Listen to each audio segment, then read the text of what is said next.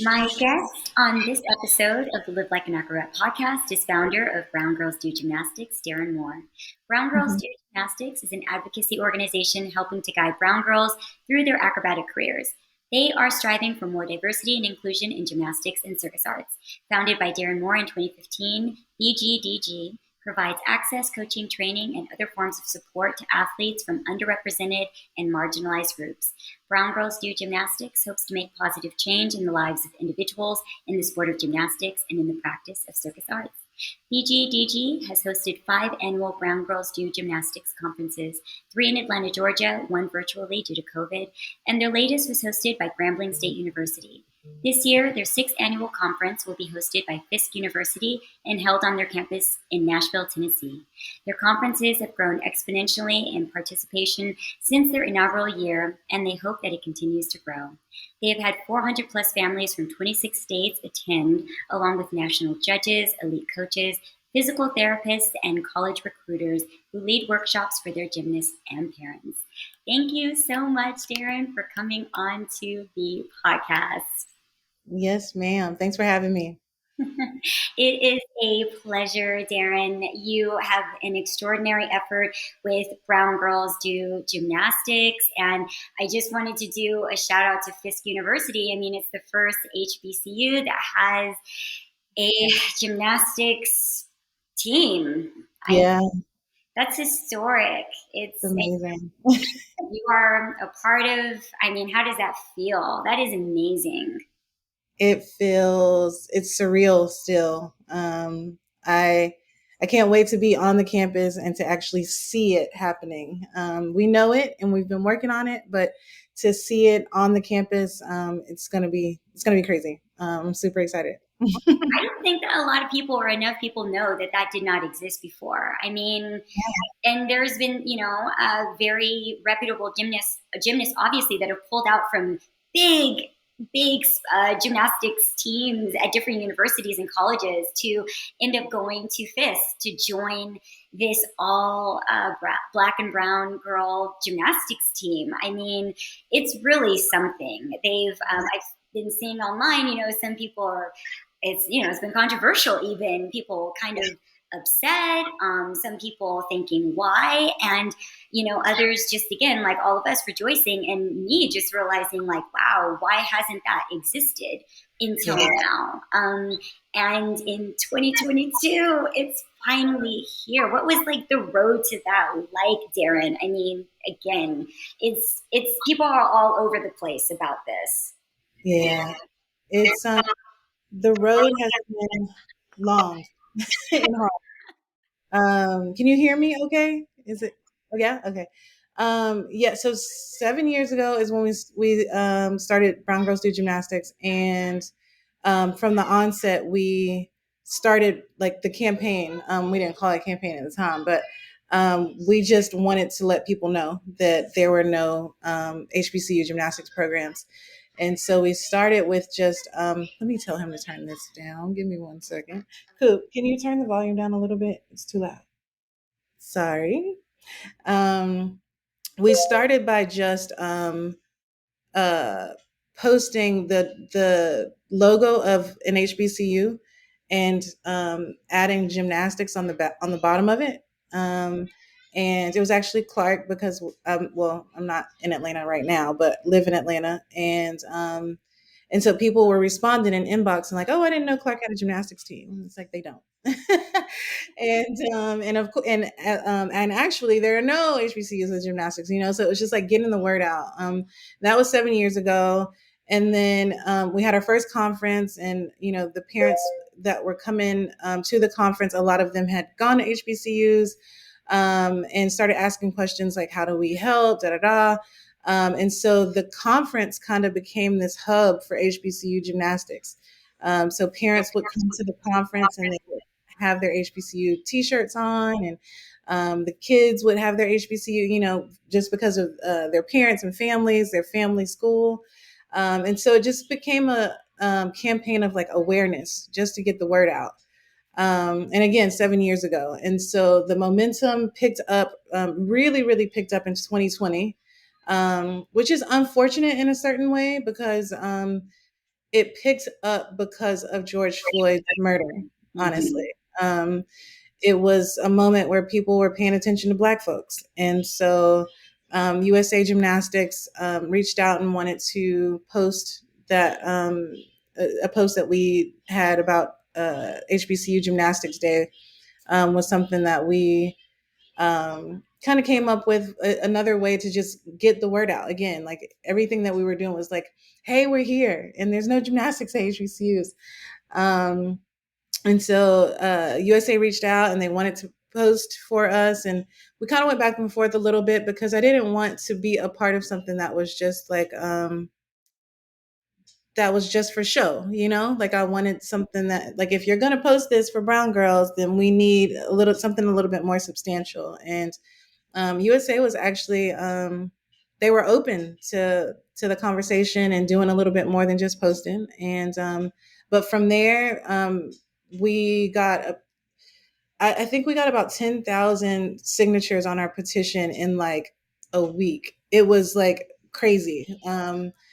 All we needed was just that one big account to put it out there. And then people were like, wait a minute, there's no gymnastics? And we're like, yeah, we've been saying the same thing for 3 or 4 years.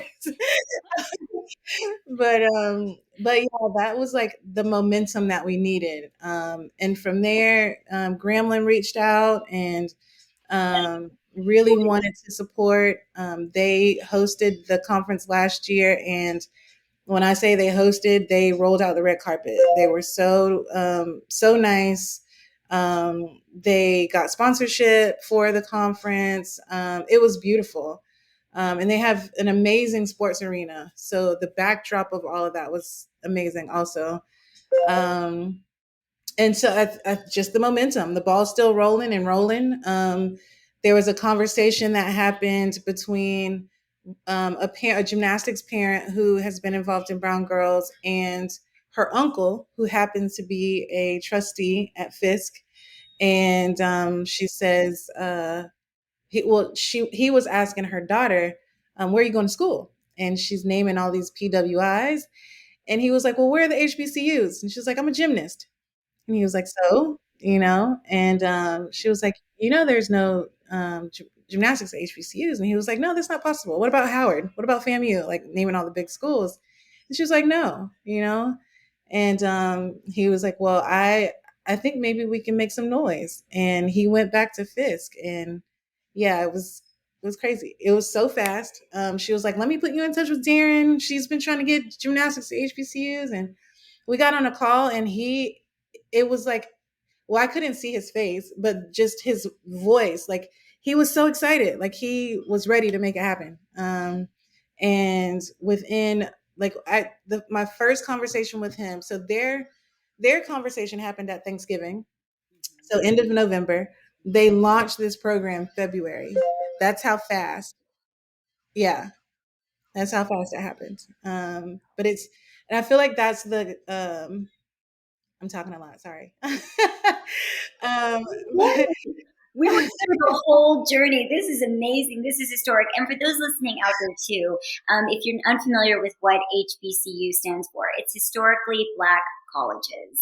Yeah. And I think we can go into a little bit of that too. But Derrin, please continue, because I would also like to know why did this never exist, do you think? Why was there never a gymnastics team for a historically Black college before, even though there have been brown gymnasts all over, and now there's multiplying all over. But yeah, excuse me. I really think it just boils down to access and education. I mean, this is, I guess, anecdotal, but so the head coach at Rutgers University, she's Black, competed.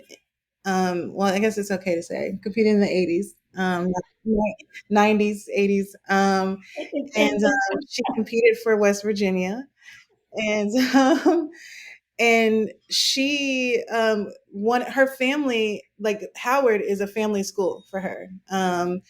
And so she went to a fair, a college fair, and went to Howard's table. And she was like, "Well, do you have a gymnastics team?" Because she was a good gymnast and she could have gotten a scholarship. And they were like, "Oh no, we're a black school," and that was their answer. And that they were comfortable saying that, and they thought that that was an okay thing to say. And probably back then, it was kind of an okay thing to say. But that was the sentiment. It's a black school, so we just don't do that. You can cheerlead, like there's cheerleading, and I was told the same thing. I went to Xavier, which is a HBCU, and um, after talking to a professor, she was like, "Well, you should get back into gymnastics." And went to the administration, and well, I thought that I could start a gymnastics team, but at 18, you think you can do everything, and so. Went to administration, was like, "Hey, look, can we start a gymnastics team?" And they were like, "No, you go cheerlead. You just go do cheerleading."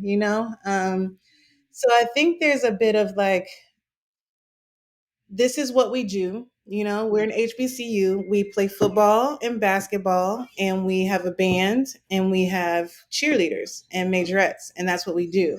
And so there's no room for anything else. It's kind of like what I think the mindset was for a really long time.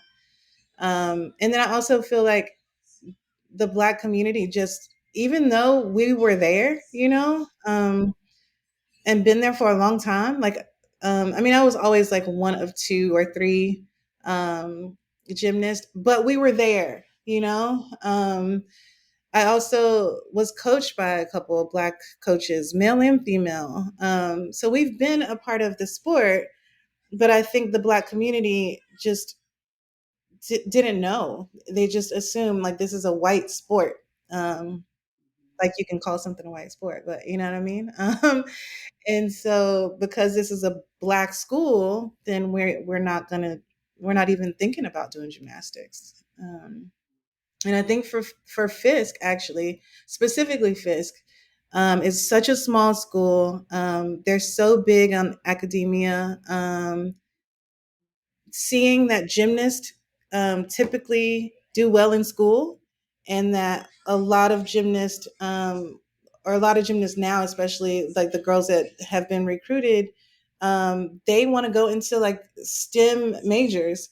And that's a big thing for Fisk also. So it's like this population is directly the population that we want at Fisk. We want the girls who have these high GPAs and that are disciplined, and and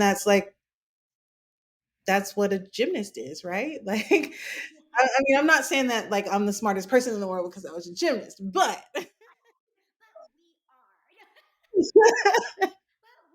I mean, we know how to keep it together. Like what you said, the discipline. I mean, it spills into every single aspect of your life. If you don't have access to going to gym, you're going to make sure that everything is in order, that your grades are right, that you've got your work done, and you learn a lot of adulting from a very young age. And that's, again, like you said, it can be the creme de la creme. And I think that's one of the beautiful foundations of what gymnastics provides you for the rest of your life, which, again, we get to see people expanding into these environments and seeing the goodness for what it is in that way. And I love that. I love that that spilled over for them to see how they're all interconnected. Yeah, they were so excited. One of the gymnasts that was recruited, actually, she was one of the first. She has a weighted GPA of 4.8. Yeah, yeah. And she wants to be a doctor, a medical doctor. And when she went on the visit, Fisk has lawyers, doctors, like that's their alum. Like that's who they are. I mean, of course, some business folks too. But they went on campus, and they're introducing her to doctors who, Nashville has Fisk, Tennessee State, Mehary's medical school, one of the only Black medical schools. I think there's maybe three now. I was gonna say two, maybe three. But Fisk is a feeder school for Meharry, and so she's on campus and wants to be a doctor, wants to go pre-med, and she sees these Fiskites, or alums who went to Fisk, and that's who she wants to be. And so, yeah, it's like, why would you not want to go to this place where you see people who look just like you and who are doing exactly what you want to do, and you get to do your sport that you've done since you were 5, you know? It's pretty amazing. It's pretty. I mean, it's everything. Again, these things didn't exist when I was growing up, when you were growing up. And back to Brown Girls Do Gymnastics. I mean, again, didn't exist for my generation, for your generation. I think about what it would have been like to grow up in an environment where Brown Girls Do Gymnastics existed. And I'd love to hear about your journey to creating Brown Girls Do Gymnastics, Derrin. What started that inspiration inside of you to create this collective to support brown girls doing gymnastics? Like you were saying, for you, even there was just like 1 or 2 brown girls doing gymnastics when you were little. And for me too, I grew up as like the singular brown black girl doing gymnastics. My sister competed with me for a little bit, and my brother, but we could count the brown girls doing gymnastics and acrobatics in our hand throughout our entire career. And there's much more diversity and access now, but a lot of the issues are very much the same, which is really interesting when I get reflections back from current brown and black gymnasts and acrobats out there. So what was your journey like, and what got you to just like, enough is enough, we need to create a space for brown girls to do gymnastics? Yeah, I get asked that question a lot, and every time I'm stumped because I feel like the journey was well before Brown Girls Do Gymnastics, the organization, actually existed. I my mom. Well, I try not to talk about my mom because I don't want her to like beat me up later. She won't. But she used to call me. Well, she had said a couple times like, "You're my little militant," and not not that way. But I was always the kid who like, if this is the thing that's right and this is what I feel is right, then this has to happen, and so that's kind of always been me. Even when I was a little kid, I knew that I wanted to what I knew, and then I kind of forgot because I got older and thought I was a grown up. But I wanted a gym. I wanted to coach gymnastics, and I wanted a gym. And I wanted to be. I knew that being a black coach was different, and so it was always like a thing that I wanted. And I went to school, and then of course, you can't major in gymnastics, or not in the states that I know of. But when I was in college, a friend of mine, I had 2 roommates, one who, actually her major was Spanish and political science, but she wanted to be a chef at some point. And then another roommate was a writer. And so we had this idea that we would have this like center for children, and I would coach gymnastics and they would do their thing. And so that kind of sparked it again for me. But I knew that I wanted to coach Black children, not to exclude anybody else, but I knew that if there was a place that was what I wanted when I was a kid, then somebody else wants it too, And so I started coaching in New Orleans. I actually coached at a gym that was all Black. Moved to Atlanta, kept coaching, and then decided it's time for me to start this program. I knew I wanted to be in an underserved community. And so all of this happening, like just a part of my coaching career. And so my gym was in Decatur, very, very underserved as far as like non-traditional sports, extracurricular activities in general. For the most part, I mean, there's like football and basketball, but even those sports, they're not like club sports. They're like kind of rec league, and there's an organization called Brown Girls Do Ballet. They actually posted something on Instagram and said, so we're finished this year. What do you think we should do next year? Excuse me. And I say, start a gymnastics one. And she, I just kind of left it. I typed it and then I left it. And then I came back and I was like, I haven't gotten any pings. I thought that was a good idea. Um, and it was gone. My comment was gone. And I was like, wait a minute. And I go and look at my inbox, and she had messaged me, and she said, well, why don't you start it? And I was like, no. I was, We like, never wanted to be no, ma'am. I was like, the idea, but you do it. I was like, no, I already have a gym, and no, I don't, with yeah, and the circus troupe, and I was like, Circus no. company that you run, which I'd love to get and talk about that too, Derrin. We'll segue into that too. Okay.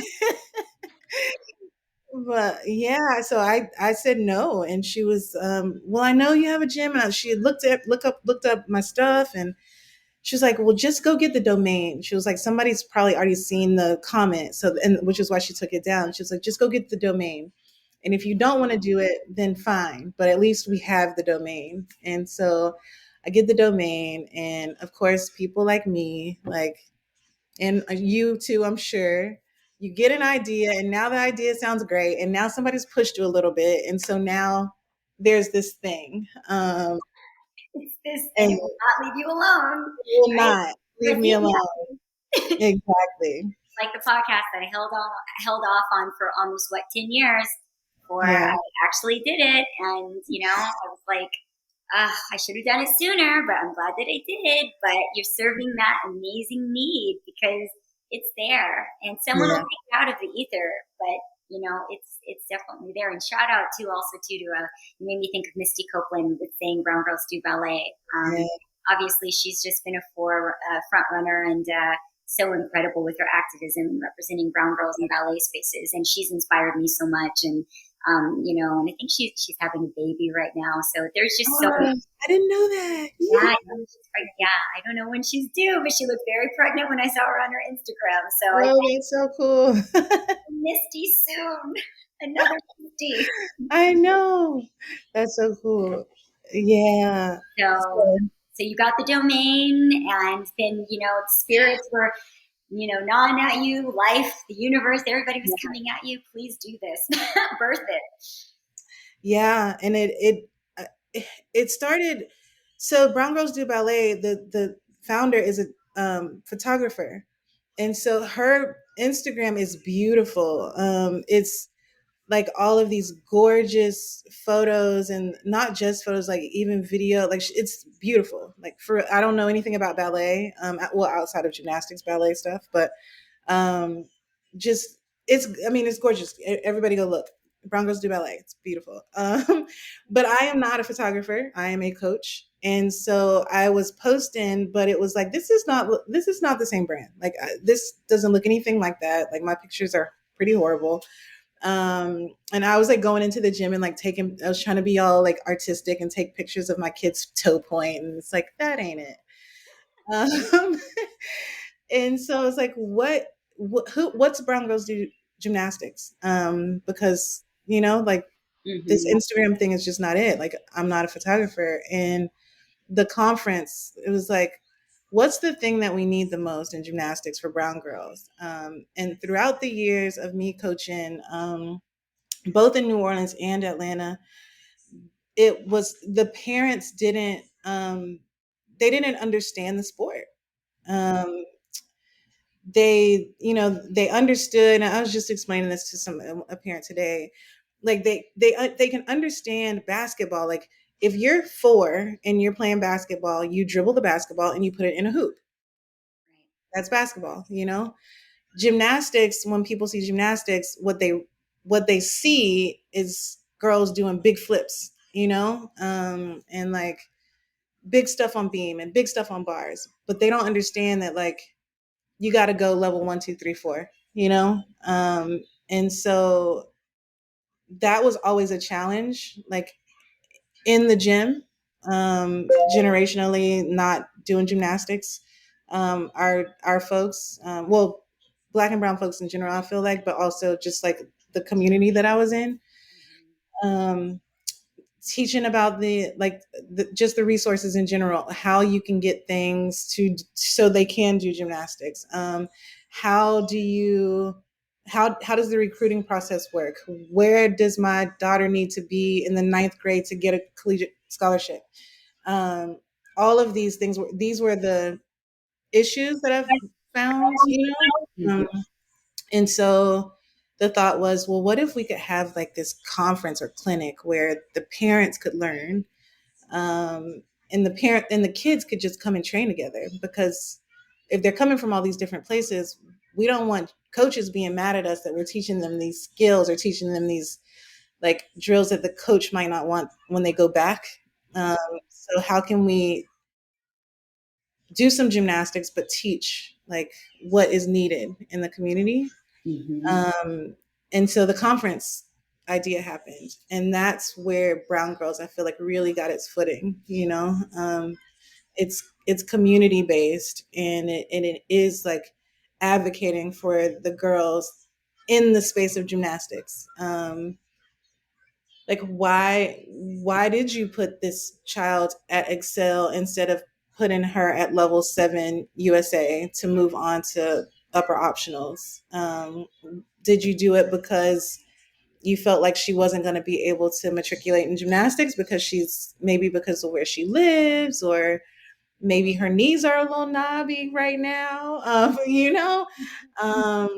and so it's, instead of it being this beautiful piece of art, which is what Brown Girls Do Ballet is, and in its own right, gorgeous. And they, donate point shoes and ballet shoes and the things that girls need for ballet. So it's not just this beautiful thing, but it is beautiful. And on top of that, they give access. And so for us, it was the community, and it was advocating, and a little more like boots on the ground type work, Which I don't is even know if I'm answering you, but yeah.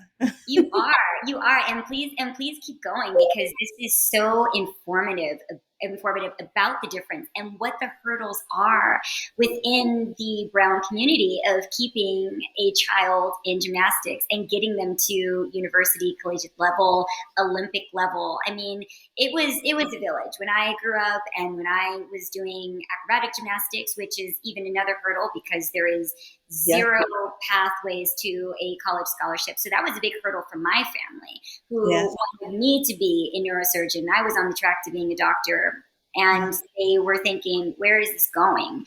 You can go as far as you can go.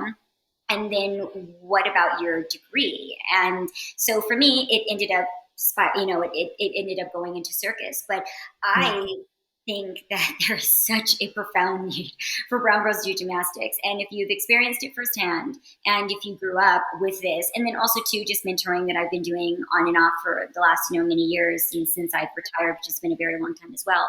And the biggest thing for parents is, where does this take my child? Where does it eventually take them? You see with sponsorships in normal sports like basketball or like football, you see the path there of where it can take them, how famous maybe they can get, which again is changing within this world. But in terms of sponsorships, in terms of what is going to be your career post this, and what are the channels, I feel like that's one of the most important things that parents need to be told, so they can be comforted about their child's future. Like, we're not going to invest this much time, money, and effort if she's just going to be broken, or because it's also, I think, a misconception that you maybe just end up broken. You retire out very early, and then you don't have this amazing talent to use anywhere. And I oftentimes get the questions of, where does this talent evolve into? What are the different spheres? And there is so much more access now too, which I'm so grateful for. And especially in terms of going from gymnastics, going from college, going into circus, potentially going into coaching, starting gyms, creating your own network, creating your own brand, which we've seen a lot of gymnasts being able to do now too, which is so important, especially with the NCAA. Now you can accept private money. I mean, that was a huge game changer that I was against that for so long. I can't believe it took this long. Just for listeners out there, before, if you competed and you wanted to go to college and a sponsor like Nike came to you and said, we want to give you like $10 million to rep for Nike, you had to choose between the $10 million for Nike or going to get your college education. You could not do both, and you would be locked out. Even if you went on the Olympic tour. When I went on 2 Olympic tours, the gymnasts that I was with, several of them did the Olympic tours for free, just so that they could go to college and get their scholarships. So it was very unfair, and it's been very unfair for a long time. But again, those are different floodgates that have opened up too, that create an enormous amount of opportunity for brown girls in a way that was not there at all. And again, with social media access, people are able to see much more representation and see themselves through the eyes of other gymnasts that are doing potentially what they want to do or what they could do. So I would say 100%, especially even now in circus too. Derrin, I get asked a lot of how do we bring more Black and brown bodies into circus, and I say, well, it's a lot about being in the community and speaking about diet, about the type of rigorous training, about the day-to-days, what that looks like. And these are just very unique concepts that, again, within the Black community, we just have not really been in touch with as much over the years.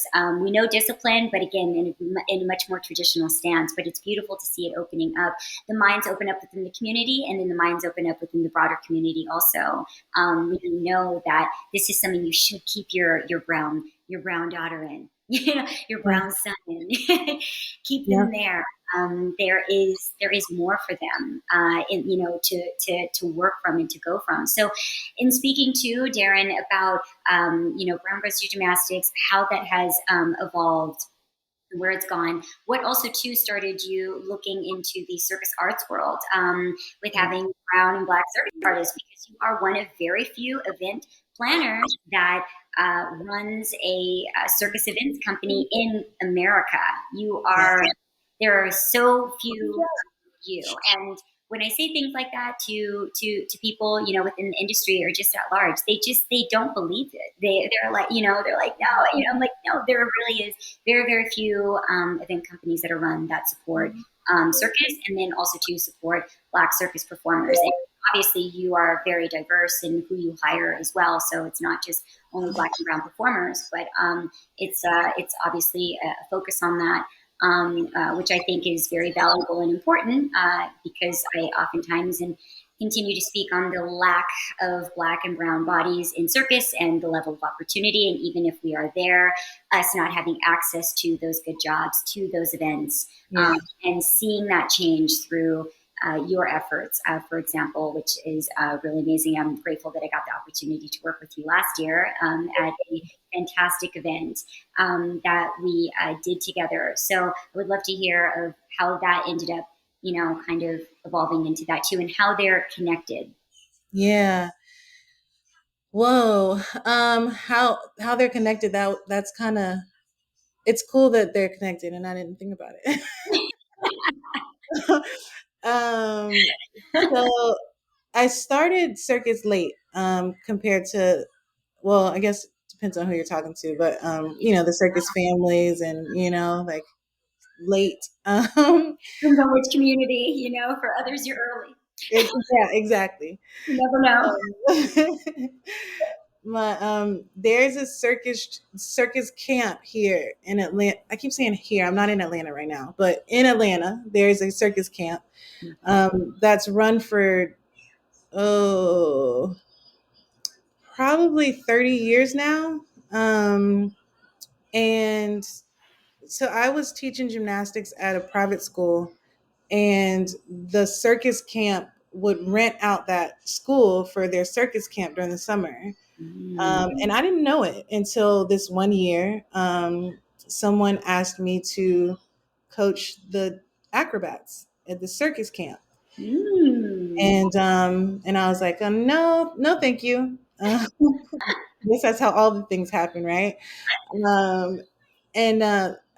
were like, well, why? I think you'd be really good at it. And I was like, I don't know anything about clowns, and that's all I knew about circus. I didn't know anything about circus. And so I was like, yeah, I don't know how to teach that.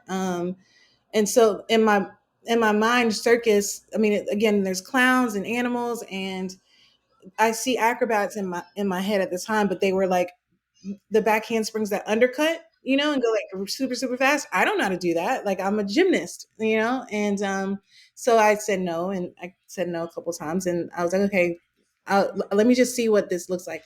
Ironically, a gymnastics coach who's a little bit older than me, Miss Lisa, I call her one of my gymnastics mamas, had tickets to Cirque du Soleil, and I almost didn't go, but she was like, "You should come. It's a cool Cirque," and so I went and was so impressed. Like, I was like, "Oh my gosh, this is not like a circus that I know about." I grew up going to like Ringling type, Barnum and Bailey type circus, which is, I mean, fine, but the Cirque du Soleil, the contemporary circus, really, really like spoke to me in a different way. And so I really got into circus camp and wanted to learn. I got stuck in the trapeze that same summer, because the coaches were like, "Oh, you can already do this. Okay, we'll do this and do this." And because I didn't know the equipment, I literally was stuck. I like wrapped myself up, and they had to like two high somebody and get the ropes from around my leg. It's crazy, but anyway, as is what happens. yeah. And so yeah, I bit the bug, the circus bug, and I coached for them another year. I saw that there was like a way that I could do this circus thing, in a more like, I could advance more. So what I was seeing in the circus camp, these are children, but I saw that the staff people were doing like bigger circus, and I wanted to know more. Um, and then I thought I had the idea. I thought that this was my idea to like sell these acts, like, what if we did this at a nightclub?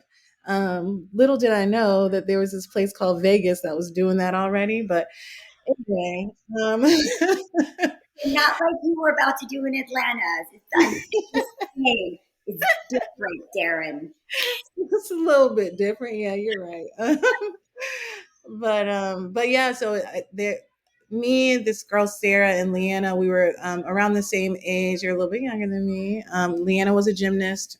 Sarah had done circus since she was like 8, and so we put together this little troupe, kinda, and we would perform.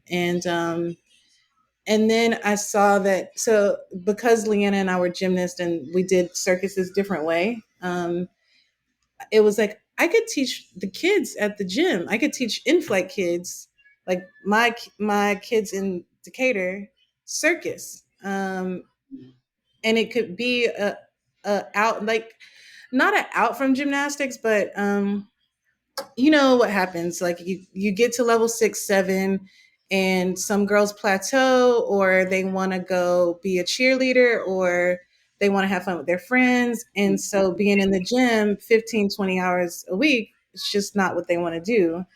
And so it was like, we can keep them in the gym, and we Yes. can do circus. Yes. Yeah. Yes. And they can do circus 2 days a week for like 2 or 3 hours a day, but they can still be in the gym. And so that's what we did. And we actually had, what'd you say? And have a career. Yes. And then make Yes. money. Yeah. From your 20 hours a week to your 2 days, and you got a career. Yeah. Money. Absolutely.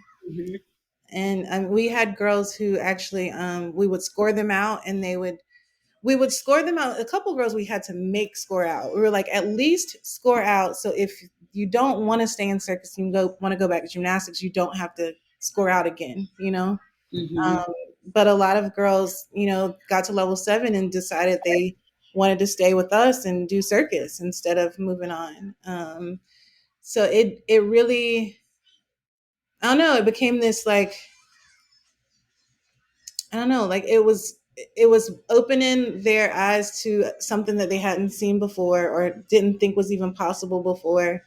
And then it was also a way for them to like be in a place where they're safe and they can like still have this like time management component, like there's still something that you have to go to at least 2 or 3 days a week instead of being at home watching TV, but not as strenuous as competitive gymnastics. Right. Which is hard. Yeah. It's not for everyone, and that's okay. Yeah. But It's I've been heartbroken many times by seeing girls cycle out and not use that skill for the rest of their lives. yeah, And getting even to those levels, even if it's not the elite level, is hard. You've put in a lot of hours a and lot time of work, exactly, to just let it go. to just let it go. And Yeah. this is a way to not let it go. So please continue, Derrin. Yeah, no. It really is, even for me. Like, well, now I'm closer to 50 than 40, and and like I will always be able to do a handstand. I will always be able to climb silks. I will always be able to do a pull up. Even with this extra 25 pounds, like it's being able to move my body in this way that my body wants to do, because my body's been doing it since I was 5.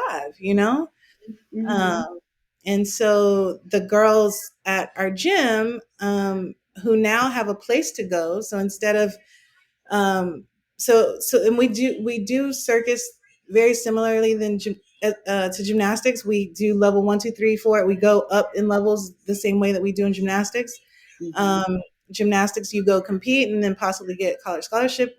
With circus, you can perform with the actual troupe, and then you can your junior, pre-pro, junior troupe, and then you can join the troupe. And so it's a way for them to like graduate into something, um, and then you saw our troupe, or a couple people from the troupe, that we people it's like your whole troupe is Black. Yeah. Yeah. The whole troupe. The whole truth is black, everyone. Yep. Amazing. Yep. And I mean, we definitely like Special. hire other people, and we're in Atlanta, and there's a big circus community in Atlanta. So if a event calls for something that we either don't have inside of our troupe, or we don't like have the availability, we bring on other people. I mean, not like that thing, we got white friends. No, it's not that. Like, we definitely, but Very it inclusive, very diverse. yes, very. But we for a while, I didn't want it to be a black troupe. I didn't want us to be all Black because I was afraid that people wouldn't hire us, honestly. Mm-hmm. And then Yeah. I was like, you know what? No, Mm-hmm. like, that's fine. It's fine that we're all Black, and there's something to that. There's we did a Coming to America birthday party. It was a surprise party, for celebrity surprise party, and they wanted the whole thing Coming to America. And our troupe could do it. And why? Because we're all Black. It must have been so fun. Yeah. It must have been amazing. It's pretty amazing. Like, there's just these like cultural, like, I really want to do Color Purple. Like, I really want to do Color Purple. And we've Yeah. started some work on it. But we got to get through the summer and all of these camps first. But it's like, that's something that we can do. And Color Purple is so big in the Black community. And then you add circus to Color Purple. Like, it's going to be crazy. People are going to fall out, Derrin. Will you You introduce? have to come and be a part of it. So I would love to. Thank you so much yeah. for inviting me. It would be amazing. Whenever Please, I am able to, I will. please do. Please. That is amazing. And again, like what you're saying, there's all of these beautiful, beautiful ideas that wouldn't be able to be realized if you didn't have that level of adequate representation. That is so beautiful, which shows people why that matters and why that's so important. And I did want to spiral back around because we're going to wind down a little bit, but to come back to the conference and the special guest that you do have this year. I mean, we would be amiss if not noting for those listening in, who is a special guest coming this year, because she's really amazing, and I think people want to know who she has coached. Yeah. So we have Amy, and I Borman is how it's spelled, so I'm going to say Borman. You never even say people's names these days because you just see it online. But Simone Biles' coach will be at the conference. We are super excited about that. Wow. Her original coach, everyone. Her original coach. The one that, the one that started it all.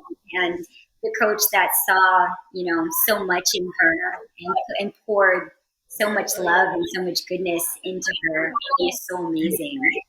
That's incredible. I'm so happy for you guys that you're able to have her there. I mean, that must just be like for the kids.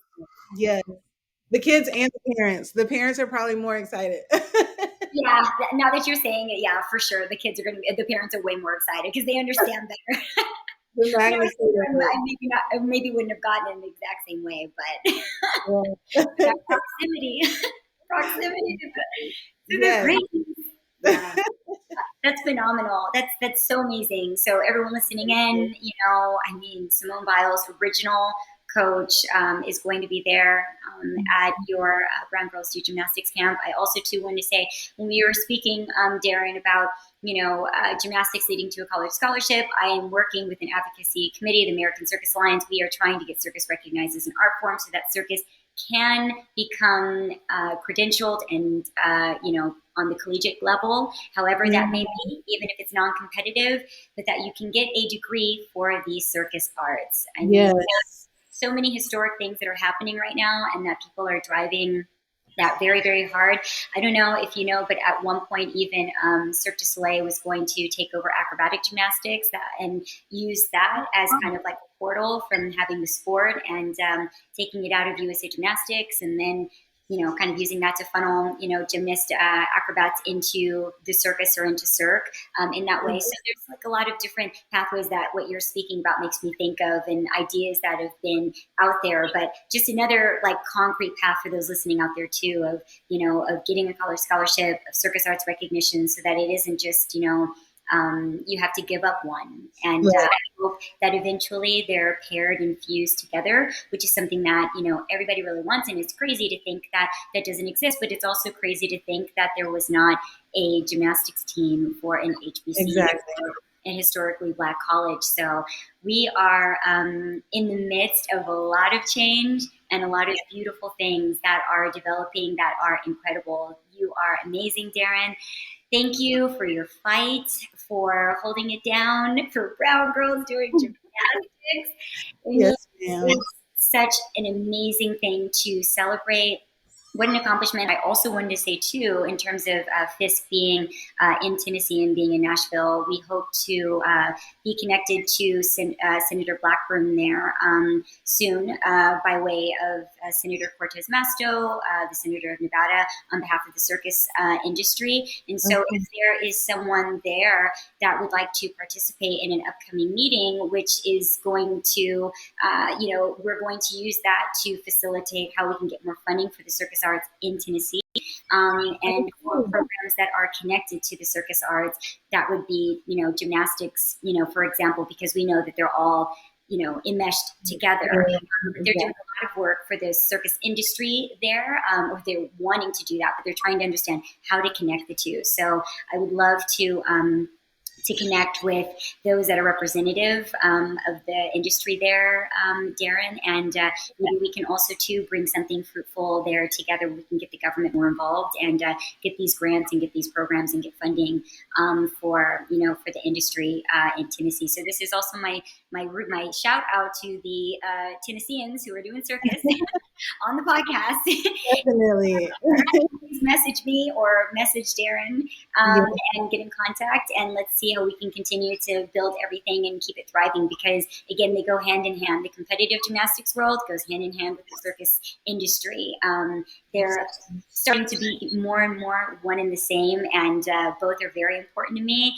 I wouldn't be in circus without gymnastics, and I have an equal love of both, and I have an equal love of seeing more brown girls do gymnastics, seeing that lineage go on and on and on. So thank you again, Derrin. If there's anything else that you want to leave us with, please do.